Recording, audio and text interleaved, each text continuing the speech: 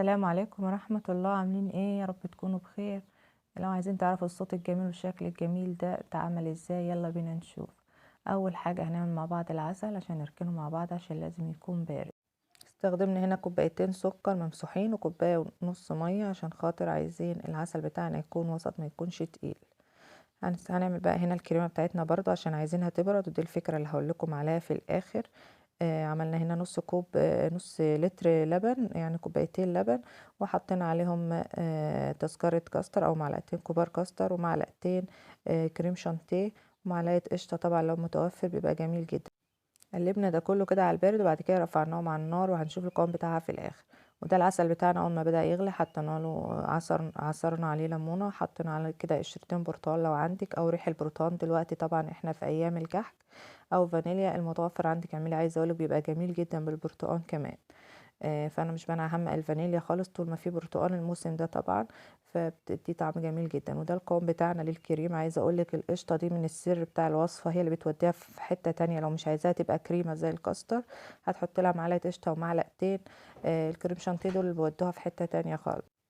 جينا هنا بقى لتالت حاجه هنعملها، وهي الجلاش. ده انا زي ما قلتلكم هو نوع حلو يعني، مش وحش، لكن في احلى منه. هو النوع ده اسمه الازهار، انا بستخدمه في كل حاجه، حلو وحادق. بقالي فتره وهو كويس يعني شغال معايا. هو بس ده الموجود في المكان، لكن ماهوش احلى حاجه، في احلى منه، لكن هو شغال طبعا، وسعره واقتصاده على قد ايديكي، وبينفعك في حلو وحادق وكل حاجه، مش هيقول لا يعني. وبعدين طبعا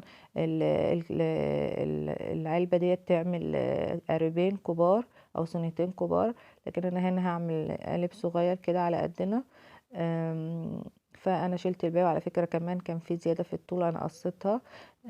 هنستخدمه طبعا في وصفة تانية في حادق او حلو، ان شاء الله هوريه لكم تاني في الفيديوهات القادمة. مش هنرمي اي حاجة يعني، حرام. طبعا هنا شعرنا البساطة، واستخدمي ايه الموجود عندك، ما تأيديش نفسك بأي حاجة وما تضايقيش نفسك. انا هنا زي ما قلت لكم اهو هشغله اي حاجه، هو ساعات بيتقطع كده رغم ان هو صابح. بس عايزه اقول لكم حاجه مهمه جدا، الجلاش بالذات وانت شغاله فيه اهم حاجه ما تنسيش ان انت تكوني مغطيه بفوطه حتى وانت بتستخدميه. هنا حطينا طبقه كده، وكل بين كل طبقه وطبقه دهناها زبده او سمنه مذابه المتاع عندك. هنا عشان كان الجو برد فبردت، فانا هسخنها تاني، هدفيها تاني على النار.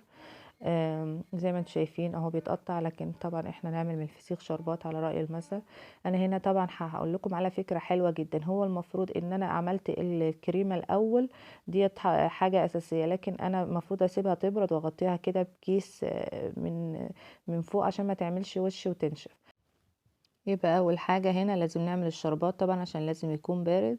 تاني خطوة لازم نعمل الكريمة قبل الجلاش بشوية علشان لازم تكون باردة، بس لازم نغطيها كمان بوشها. فاحنا هنا هنستغل الخطوتين مع بعض، وهنغطيها هنا، هنحطها على الجلاش وهنغطيها بطبقة الجلاش. يعني هنحط واحدة كده وجنبها فاضي، يعني نعلق جنبها كده على القارب بتاعنا، والناحية التانية نعلق، نحط نفرد نصها ونعلق نصها برضو على جنب القارب، ونحط الكريمة بتاعتنا في النص ونبدأ نغطيها، ونحط كمان طبقة الزبدة بتاعتنا بالفرشة. هنا الخطوة اللي طبعا قلب الدنيا، الترند بتاع المكشكشة يا جماعة. أنا مش فاهمة ليه هي سعرها الغالي ده كله. هي حاجة كده ميكس بين الجلاش والكريمة، بس مش كريمة يعني المهلبية ديت، الكريمة بالقشطة والكريم شانتيه طبعا بيوديها في حتة تانية. ولكن هي الفكرة كلها في الكشكشة بتاعتها ديت. طبعا احنا بنلم كده الجلاش كده زي ما احنا شايفين بنفرده قدامنا، زي ما وريتكم كده بنحاول ان احنا نجيب التانيات على بعضها وبتمشي معانا حلوة. انا وريتكم اكتر من واحدة عشان خاطر يا رب تكون واضحة قدامكم. هنا دوبت الزبدة كمان وفردت كده على الوش بالفرشة، وهنا دخلتها في فرن يكون سخن قبلها درجة حرارة 180، بس تكون ابعد عن الشواية، يعني تكون في نص الفرن كده لو بتستخدموا فرن كهربائي، ولو فرن غاز نفس الحكاية، تكون بعيد عن الشواية. هنا زي ما اول ما طلعت اهي زي ما انتم شايفين اللون الذهبي الجميل ده، وده سر الترند بتاعها. عادي يعني، هي قلب الدنيا صح، ولكن يعني يا جماعة والله أنا شايفاها عادية، هي حلوة مش وحشة، ولكن يعني ما تستاهلش كل الغلاء ده، يعني تشتريها من برّه حوالي 800 جنيه ليه يعني؟ زي ما أنتم شايفين كده حطينا عليها العسل أو الشربات بتاعنا بارد وهي سخنة.